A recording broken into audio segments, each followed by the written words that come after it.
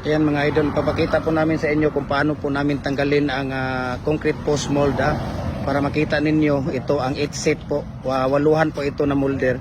Papakita namin sa inyo kung paano namin tanggalin, no, pagkatapos namin na nagbuhos. Ayan, sa sino pang hindi nakapag-follow ng Facebook page natin, follow na po kayo. Jim Hardware and Kukulamber and Concrete Products, Palulang Branch. Jim Hardware and Kukulamber and Concrete Products, Tambo Kanituan Branch.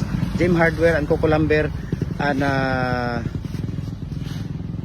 Tambo Magasandig Branch, at saka sa ating YouTube channel Felix Tan Pagikan Jr., at saka sa ating Facebook personal account Felix Tan Pagikan Jr., at saka sa ating Instagram account Felix_Pagikan 2000 para updated po kayo sa mga bagong picture natin. Ayan, so simple lang, waluhan po ito ang ginagamit namin.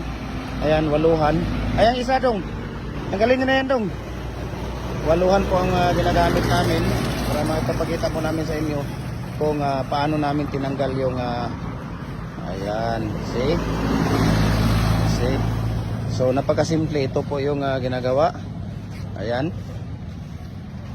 follow na po kayo, share, comment para po updated po kayo sa mga bagong video natin kung may nag-upload tayo. Ayan, so simple lang ang pagkaka-upload. Ayan, kung makikita ninyo. So thank you so much and God bless po sa ating lahat. Okay, dito lang po.